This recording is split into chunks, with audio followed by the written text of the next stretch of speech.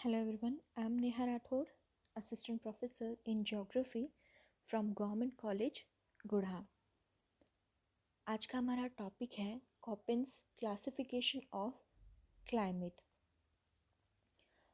विश्व की जो जलवायु है उसका वर्गीकरण करने का जो प्रयास है सामान्यतः दो आधारों पर किए गए हैं। पहला आनुभविक आधार एम्पिरिकल बेसिस और दूसरा जनिक आधार जेनेटिक बेसिस।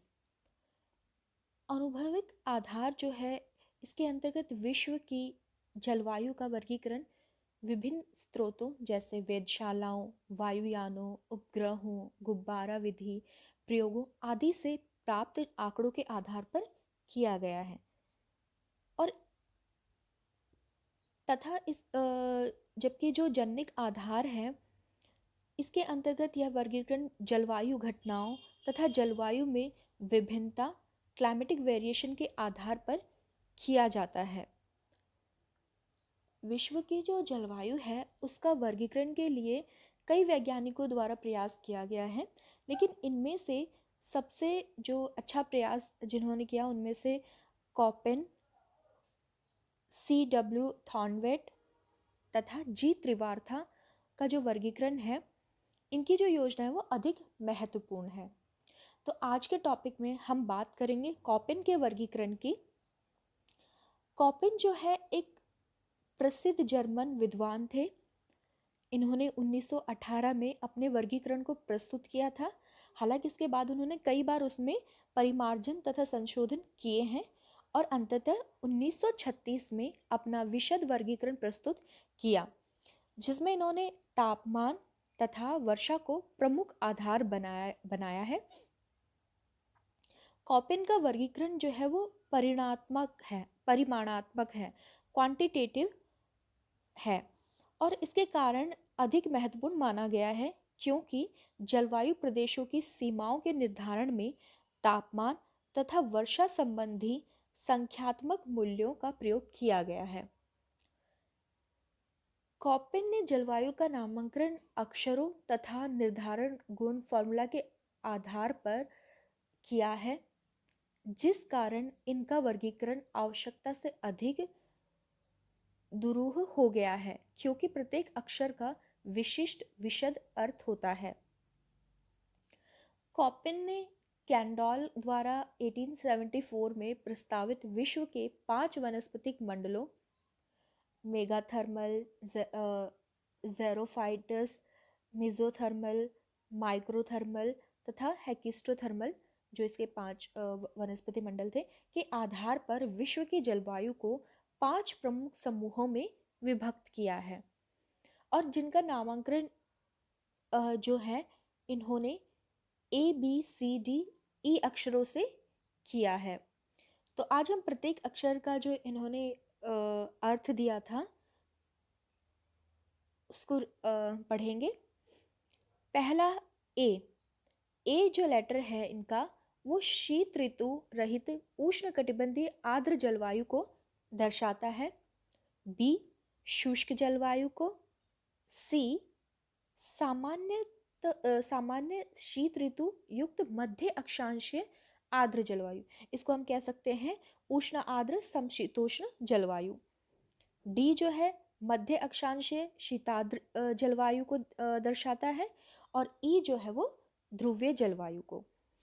इन अक्षरों के अलावा कुछ अन्य अक्षरों का भी प्रयोग किया गया है जो कि वर्षा की अवधि को इंगित करते हैं। ये स्मॉल लेटर्स में दिखाया है इन्होंने। एफ जो है वो वर्ष भर वर्षा को इंगित करता है। स्मॉल एस ग्रीष्मकाल शुष्क है होता है, इसमें उसको दर्शाता है ये।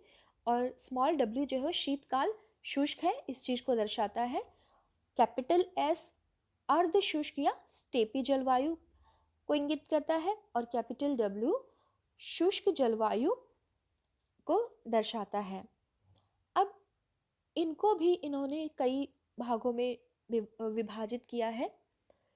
ए जो जलवायु है इसमें AF कैपिटल ए और स्मॉल एफ ये उष्ण कटिबंधीय आर्द्र जलवायु को दिखाता है, जिसमें शुष्क काल के महीनों में भी वर्षा 6 सेंटीमीटर से अधिक होती है। वर्षा का मौसमी वितरण समान होता है तथा वार्षिक एवं दैनिक तापांतर जो है वो न्यून रहता है। इसके बाद में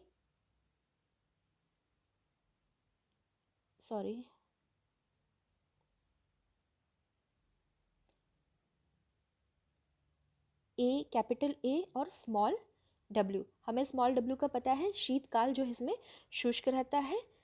और ए जलवायु जो है वो हमारी कैसी होती है, शीत ऋतु रहित उष्ण कटिबंधीय आर्द्र जलवायु। तो ए डब्ल्यू जो है वो उष्ण कटिबंधीय आर्द्र तथा शुष्क जलवायु होती है, जिसमें शीतकाल जो है वो शुष्क होता है। कम से कम 1 महीने की वर्षा 6 सेंटीमीटर से अधिक होती है और वर्ष भर उच्च तापमान जो है वो रहता है। फिर है ए एम, कैपिटल ए और स्मॉल एम। ये मानसूनी जलवायु कहते हैं इसे, जिसमें एक लघु शुष्क मौसम होता है, परंतु वार्षिक वर्षा इतनी अधिक होती है कि भूतल वर्ष भर तर रहता है तथा सघन वन मिलते हैं। वास्तव में यह जलवायु प्रथम दो एएफ तथा एडब्ल्यू के बीच की है। एएम तथा एडब्ल्यू दोनों में कम से कम 1 महीने की वर्षा 6 सेंटीमीटर से कम होती है। एएम तथा एडब्ल्यू के बीच सीमा निर्धारण वर्ष भर की कुल वर्षा और शुष्कतम महीने की वर्षा के आधार पर किया जाता है। तो ये ए के सब डिविजन्स थे। अब बात करते हैं बी जलवायु की, शुष्क जलवायु की। बी जो है इसको कैपिटल बी, कैपिटल डब्ल्यू और स्मॉल एच, पहला इसका टाइप। इसमें उष्ण कटिबंधीय रेगिस्तानी जलवायु है यह, और औसत वार्षिक तापमान 18 डिग्री सेल्सियस से अधिक रहता है। फिर कैपिटल बी, कैपिटल एस और स्मॉल एच, उष्ण कटिबंधीय स्टेपी जलवायु है ये, और औसत वार्षिक तापमान 18 डिग्री सेल्सियस से अधिक रहता है। फिर कैपिटल बी, कैपिटल डब्ल्यू और स्मॉल के, यह मध्य अक्षांशीय शीत रेगिस्तानी जलवायु है। औसत वार्षिक तापमान यहाँ 18 डिग्री सेल्सियस से कम रहता है।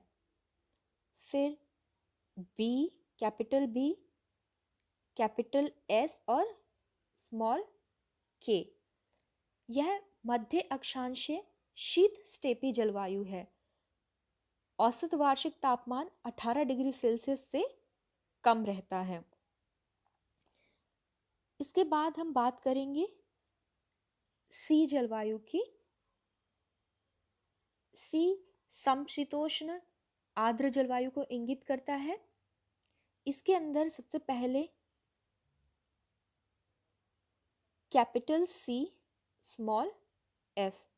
एफ का मतलब क्या है, वर्ष भर वर्षा। अब इसमें वर्ष भर वर्षा होती है। ग्रीष्म काल के शुष्कतम महीने में 3 सेंटीमीटर से अधिक वर्षा होती है। पश्चिमी यूरोप तुल्य जलवायु को इसके अंतर्गत सम्मिलित किया जाता है। तो हम पश्चिमी यूरोपीय जो जलवायु है उसको CF से दिखाते हैं। इसके बाद में कैपिटल C, स्मॉल w, शीतकाल शुष्क होता है। शीतकाल के शुष्कतम महीने की अपेक्षा ग्रीष्मकाल के सबसे अधिक आर्द्र महीने में 10 गुनी अधिक वर्षा होती है और इसे चीन तुल्य जलवायु के अंतर्गत रखा जाता है। तो चीन तुल्य जलवायु को हम कैपिटल C, स्मॉल w से दिखाते हैं। फिर आता है कैपिटल C, स्मॉल s। ग्रीष्मकाल इसमें शुष्क होता है। ग्रीष्मकाल के शुष्कतम महीने की अपेक्षा शीतकाल के सबसे आर्द्र महीने में 3 गुनी अधिक वर्षा होती है।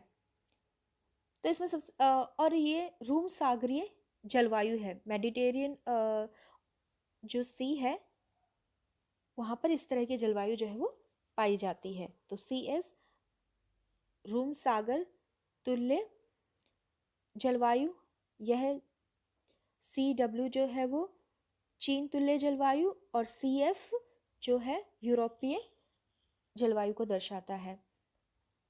इसके बाद में आता है D जलवायु, शीताद्र जलवायु।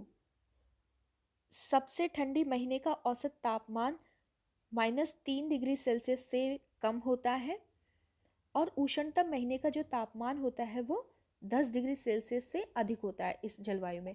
अब इसमें भी सबसे पहले जो है DF, capital D, small f, शीताद्र जलवायु जिसमें शुष्क ऋतु नहीं होती है। फिर DW, capital D, small w, शीताद्र जलवायु जिसमें शीतकाल शुष्क होता है। यहाँ पर फिर बात करते हैं हम ई जलवायु की। ई जलवायु जो है इसके भी दो टाइप हैं, ET और EF। Capital E capital T है, यह टुंड्रा जलवायु को दर्शाता है। यहाँ पर उष्णतम महीने का तापमान 10 डिग्री सेल्सियस से कम किंतु 0 डिग्री सेल्सियस से अधिक होता है। EF, capital E capital F, सतत हिमाच्छादित जलवायु है। यह सभी महीनों में तापमान जो है वो 0 डिग्री सेल्सियस से कम रहता है। तो यह कॉपेन का जो है वर्गीकरण था। इसके बाद अगर हम कॉपेन के वर्गीकरण का मूल्यांकन करें तो कॉपेन ने अपने वर्गीकरण में मौसम के आसानी से ज्ञात किए जाने वाले तत्वों जैसे तापमान और वर्षा का उपयोग किया है। इनका वर्गीकरण मुख्य रूप से किसी स्थान या प्रदेश के वनस्पति प्रकार, उसकी विशेषताओं, जलवायु की विशेषताओं के संबंधों पर आधारित है। इन्होंने वर्गीकरण में प्रभावी वर्षा की वह मात्रा जो वास्तविक रूप में वनस्पतियों को सुलभ होती है की मात्रा का समावेश किया है। कॉपेन की जलवायु की वर्गीकरण योजना भूगोल विज्ञानियों को अधिक पसंद आई क्योंकि इस योजना में जलवायु प्रकार तथा वनस्पति प्रकार के बीच संबंध को भरपूर महत्व दिया गया है। इसके अलावा यह योजना सरल, वर्णनात्मक और आसानी से ग्राह्य होने वाली है, अतः इसे व्यापक समर्थक मिला है। इन प्रभावी पक्षों के अलावा भी इस योजना में कुछ कमियां भी बताई गई हैं। जैसे कॉपेन ने अपने वर्गीकरण की योजना में औसत मासिक तापमान तथा वर्षा को आवश्यकता से अधिक महत्व दिया, जबकि मौसम के अन्य तत्वों जैसे वर्षा गहनता, मेघाच्छादन की मात्रा, वर्षा के दिन, दैनिक तापमान की विषमता, पवन आदि को जो है इन्होंने नज़रअंदाज कर दिया। इन्होंने अपनी योजना को आवश्यकता से अधिक साधारण और वर्णनात्मक बना दिया है। जलवायु के कारकों पर ध्यान नहीं दिया है। इन्होंने वायु राशियों की विशेषताओं को भी सम्मिलित नहीं किया। विभिन्न जलवायु प्रकारों तथा उनके उप प्रकारों को इंगित करने के लिए विभिन्न परिभाषिक वर्णों का प्रयोग किया, परंतु इन्हें याद रखने में कठिनाई होती है। लेकिन फिर भी हम ये कह सकते हैं कि इनकी जो वर्गीकरण है वो आज भी बहुत महत्वपूर्ण है। धन्यवाद।